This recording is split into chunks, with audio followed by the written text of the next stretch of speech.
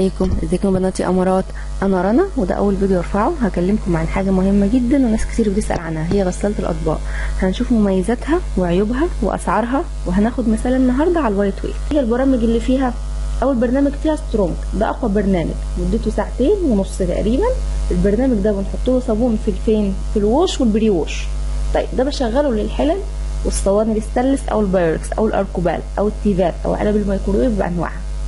طيب تاني برنامج النورمال، ده برنامج عادي، درجة حرارة عالية برضو بس اقل من السترونج، بيحتاج نحط صابون برضو في الوش والبري ووش. طب نستعمله امتى؟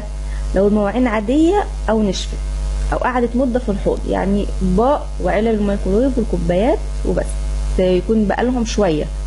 طيب مدته تقريبا 1.5 ساعة. تالت برنامج الايكونومي، وده تقريبا اللي كل الناس بتستخدمه لان مدته مش كبيرة قوي، تمام، وبيحتاج نملى الوش بس مش البري ووش، يعني مش لازم احط صابون في المكانين.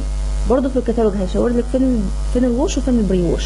طيب درجة الحرارة بتاعته متوسطة حوالي 45. ده بحط فيه كل المواعين اليومية، بلاستيك عادي، ستانلس عادي، كوبايات عادي، كل اللي انا عايزاه، تمام. ليه؟ لان درجة الحرارة مش عالية.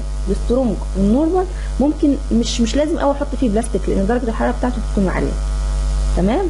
طيب وفي حركة ممكن نعملها، ان انا بدل ما استنى كل المواعين ممكن ارص المواعين او باول. طيب رابع برنامج اللي هو الرينس.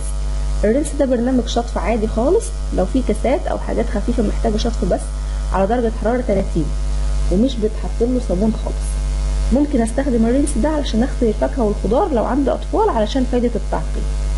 خامس برنامج الجلاس. الجلاس من اسمه ده للكاسات والكريستالات والحاجات اللي هي رقيقه خالص ودرجه حراره خفيفه جدا، لان الحاجات دي مش عايزه درجه حراره عاليه. وبنحط صابون قليل قوي، حوالي ربع معلقه. المعلقه بتبقى جايه مع علبه المسحوق، تمام. طيب سادس برنامج الرابد. الرابد ده برنامج غسيل سريع، بيقول لو المواعين فيها دهون مش هينضفها، او لو المواعين مثلا قعدت فتره فنشفت، هو بيرش ميه بس، تمام. وممكن احط له شويه صابون خفيفه من الحاجات المتوسخه خفيف خالص. وفي ناس ممكن تشغله قبل ما تشغل البرنامج بتاعها علشان يبل الاطباق، بس هو يعني انا مش بستخدمه.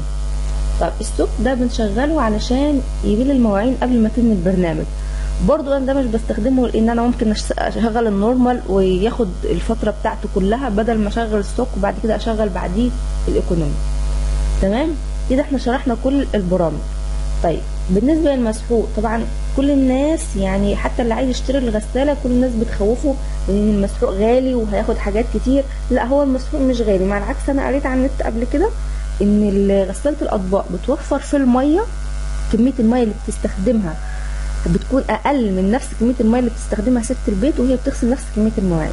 وكمان في المسحوق لان هي مش بتعمل اهدار.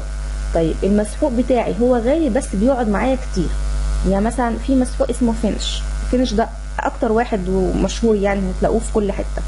الفينش مسحوق وملح وزيت، تمام.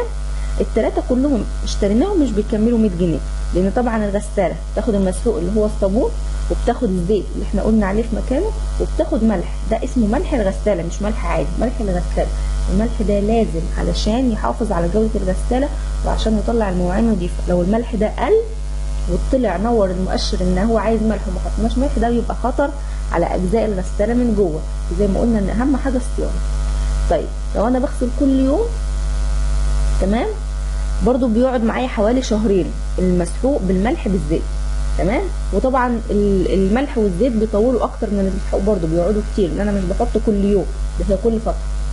طيب بعد كده اكتشفنا ان في حاجه اسمها اقراص فينش. الاقراص ديت بتكون فيها كل حاجه، يعني مش بجيب ملح وزيت ومسحوق، لا ده انا بجيب الاقراص بتاعت فينش دي بيكون فيها كل حاجه، مش بحتاج ان انا احط معاها اي اضافات، وبتنضف جدا، تمام.